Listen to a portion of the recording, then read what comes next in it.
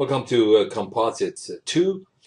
Today we are going to continue from where we stopped last time, and we would start looking at other properties of composites, including their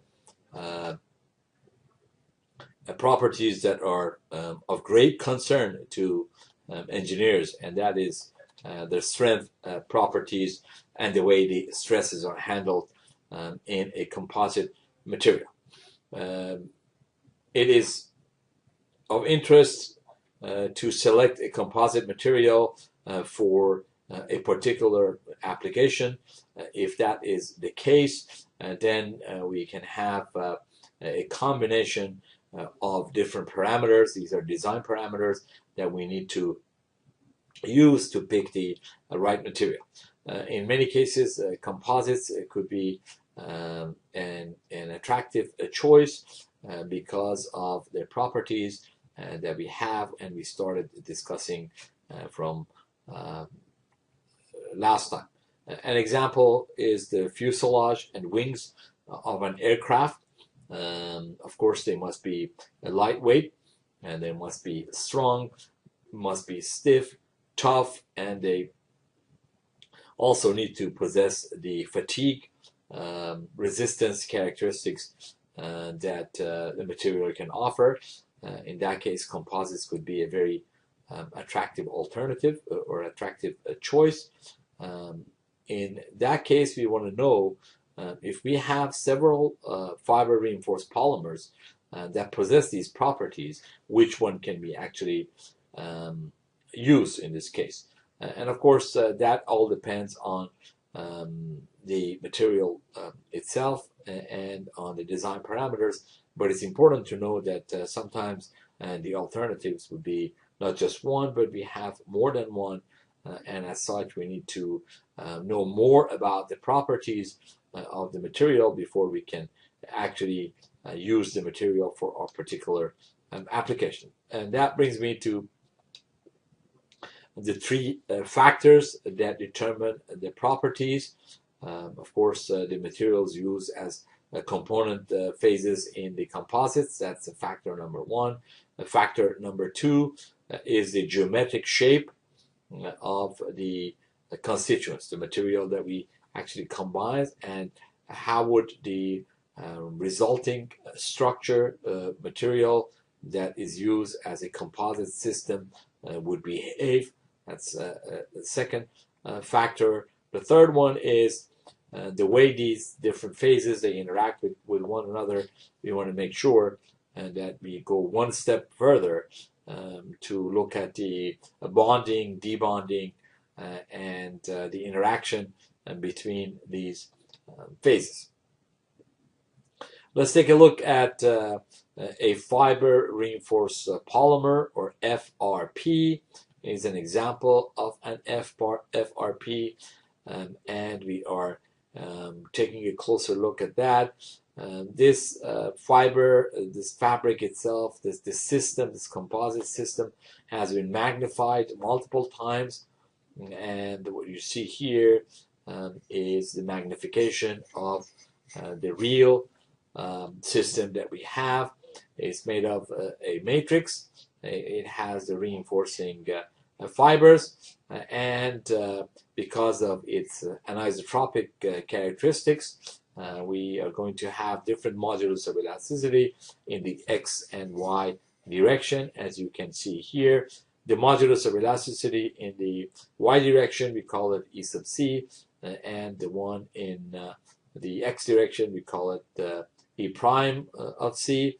And as you can see, the material is put under tension, because that is the primary reason for its resistance to tension, that we use this type of material. So this model could help us to put things in perspective. If we continue with applying the load in either all directions or only in two directions, of course the stress strain curve would be different, but overall we would be able to see that the matrix itself is going to have a stress strain diagram down here. I didn't continue this line. It needs to be continued going through the point of zero strain and zero stress. And if we only use the fibers and put those in tension, the fibers are going to exhibit a behavior. Again, it's shown here. I mark it by an X, a red X here. Okay. So if we continue this curve down, and again it goes to the point of zero strain and zero stress, we can see that for a fiber itself, we are going to have much higher stresses, but the strain is not much. For the matrix, we are going to have lower stresses when we put that under the tension test, and the strain is much higher. When we combine the two, we achieve the desirable properties that is shown by a dashed line, and this is for our composite here, the middle line. As such, the stresses are less, but we increase the strain, and that is the material that can be used, that we can use for some applications. So it's very important to see different constituents, different material, and the way when we combine them, the ending results which shows here in the form of a composite, and the way it is shown on a stress strain diagram. So the fiber is stiff but brittle, while the matrix is soft but ductile. When we combine them, we are going to have a composite that is not as stiff as the fiber itself, and it is not as ductile as the matrix, but it would serve for our purpose, and it serves for our applications. Let's take a look at strain and stiffness diagram for different types of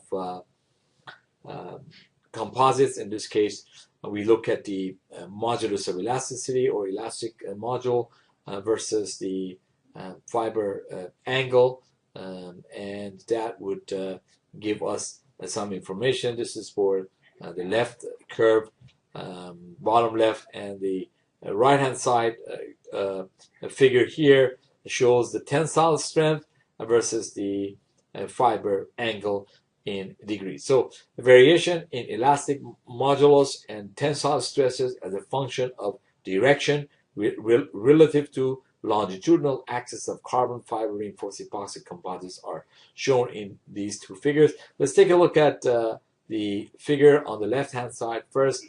As you can see, as we are going from a 0 degree fiber angle to a 90 degree fiber angle, at 90 degree the elastic modulus would be 0, and at 0 angle it's going to be max, and as we are increasing the angle, there will be a drop in the modulus of elasticity at different points, and of course at the point of 30 degree we are going to have a modulus of elasticity of less than 50 gigapascals, and this is I'm using this y-axis. Of course you can of course project that point and read the x-axis here in different units as elastic for elastic modulus. And as we are increasing at 60 degrees, we see that the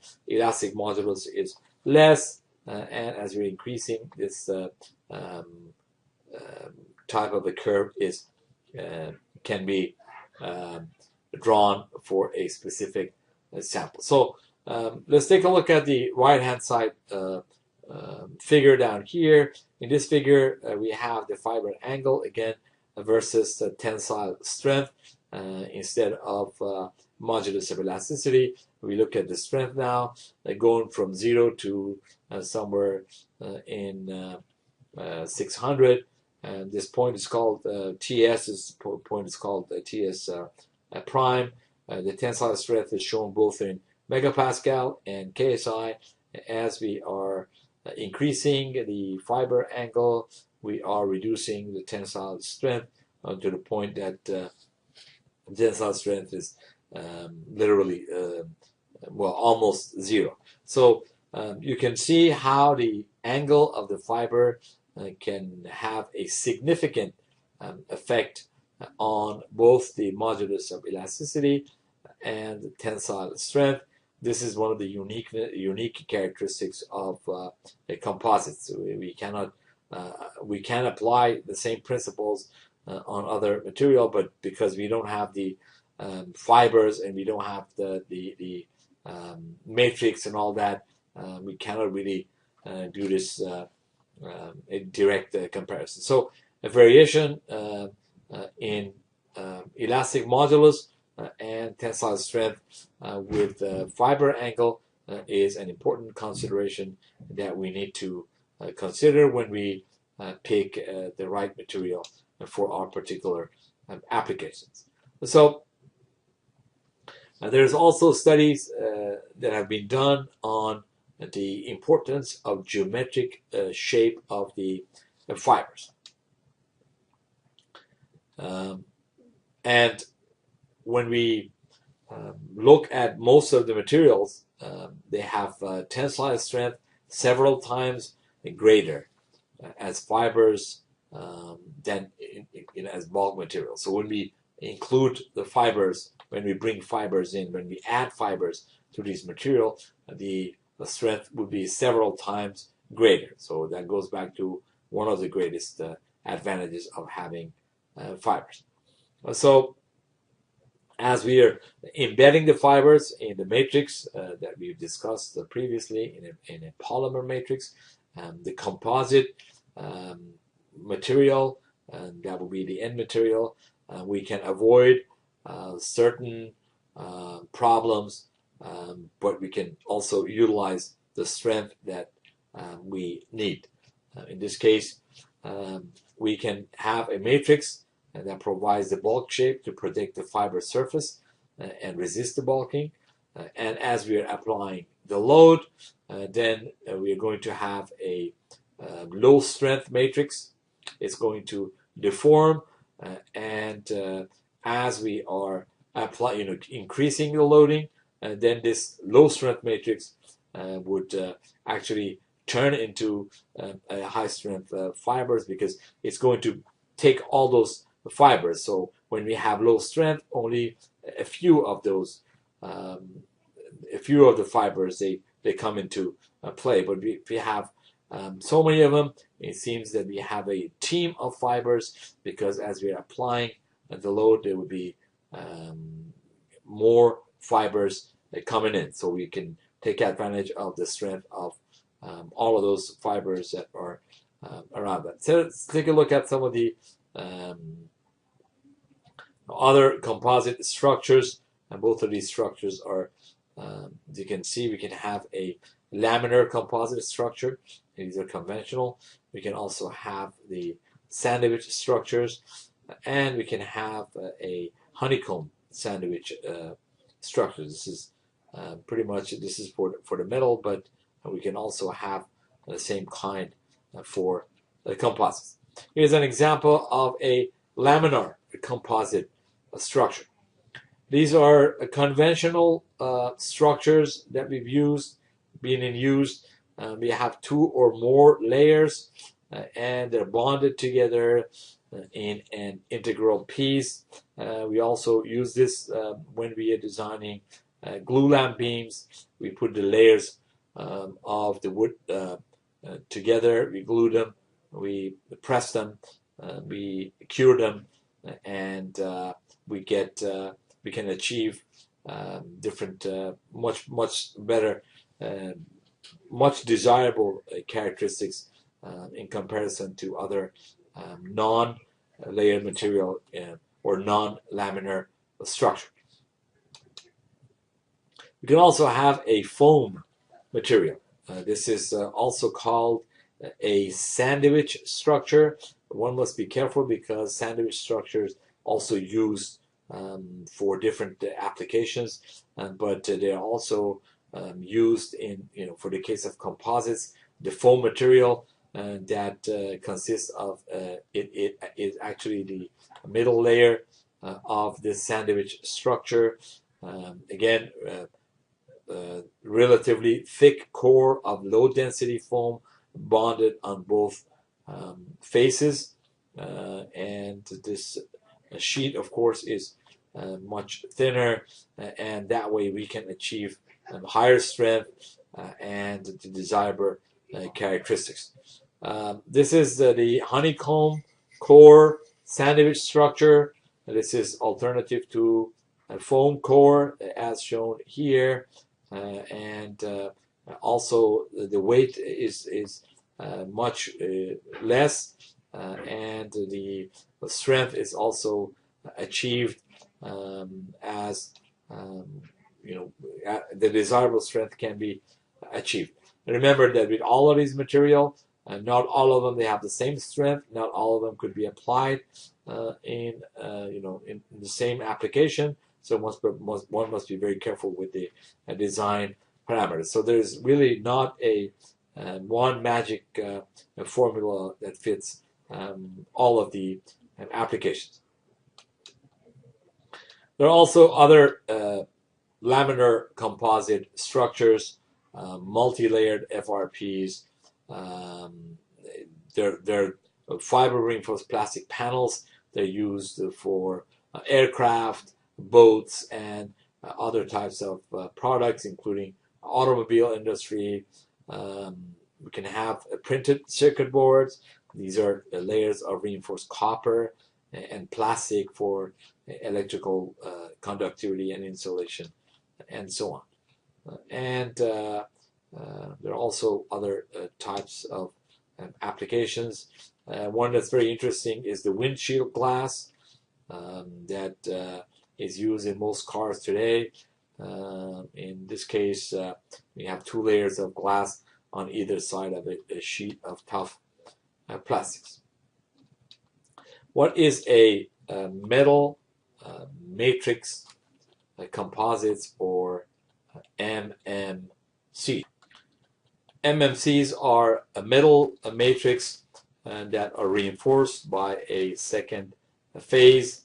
The reinforcing phase, we can have particles of ceramics, or we can have fibers of different materials, including metals, ceramics, carbon, and so on.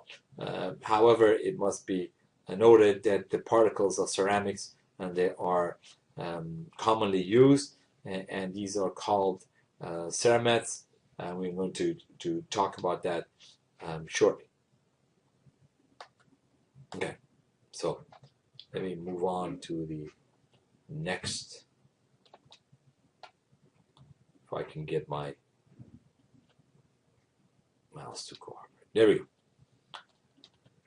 Ceramets, not to be confused with cements. They are ceramics contained in a metallic matrix. Actually, the name is a combination of the three-letter of ceramic CR and the three-letter of metal MET plus an S. So they're called ceramets. It's an engineering material that is commonly used.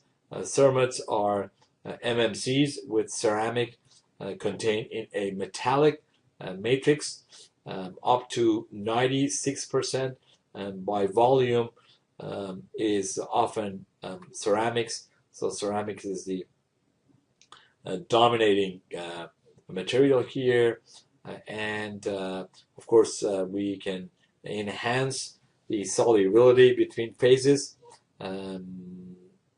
at elevated temperatures, and that way we can have enhanced bonding. Ceramets can be divided into two categories of cemented carbides and oxide-based ceramets. The most common one are the cemented carbides. So in this case, one or more carbide compounds bonded in a metallic matrix. There are also other common cemented carbides that are based on tungsten carbide, that's WC, titanium carbide, titanium TiC, and the chromium carbide or CR3C2, and of course there are other kinds that are less common like TAC and so on. The metallic binder, they're usually cobalt, the CO, or nickel. Remember, we talk about all these in the past.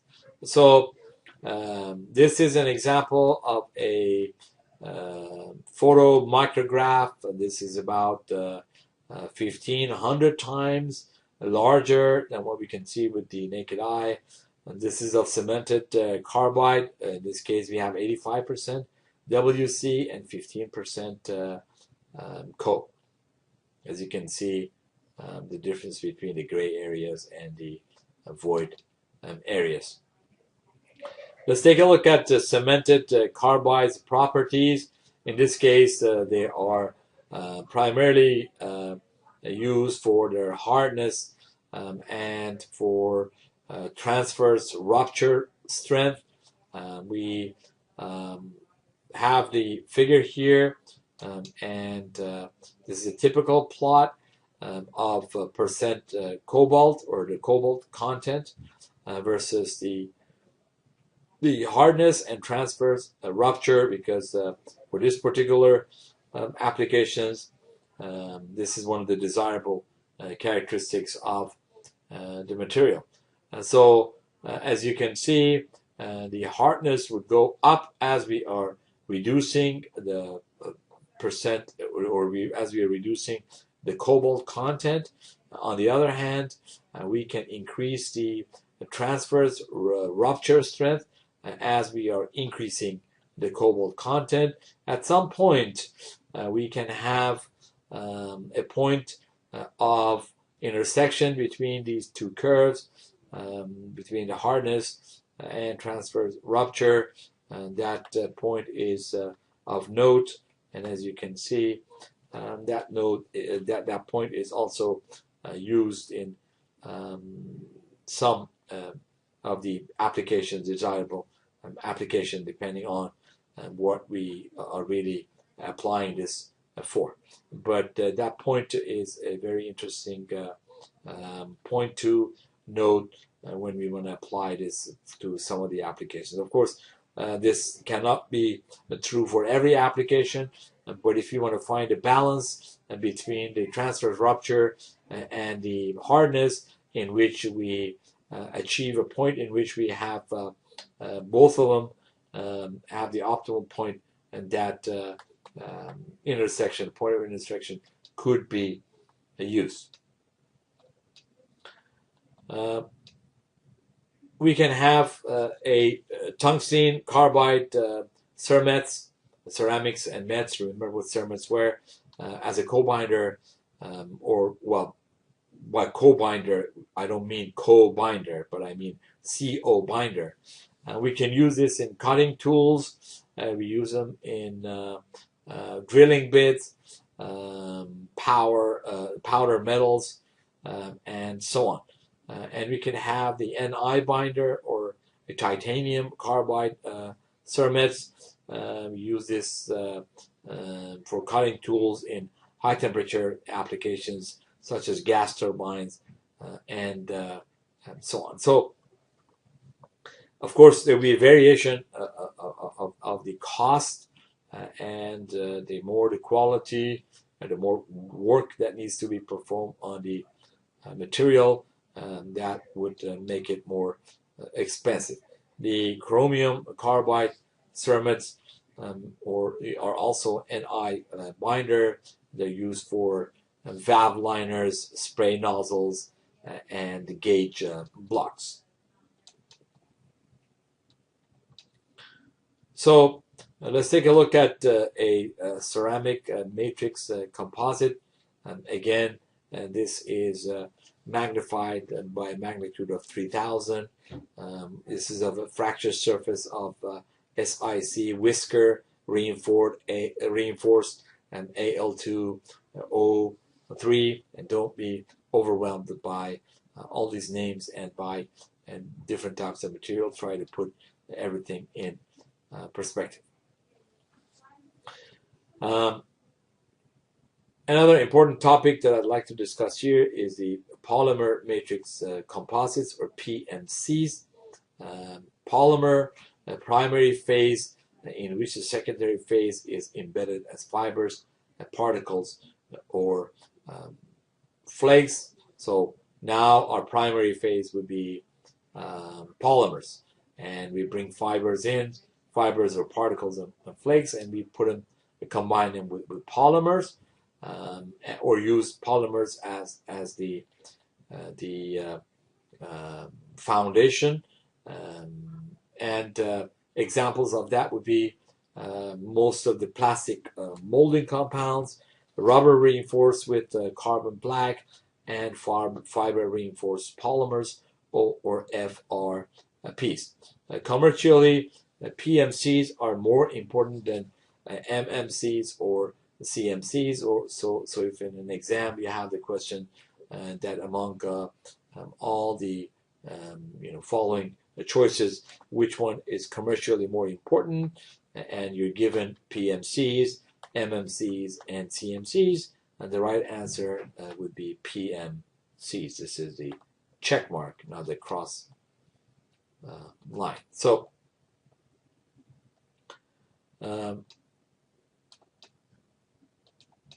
let's take a look at some of the fibers in PMCs.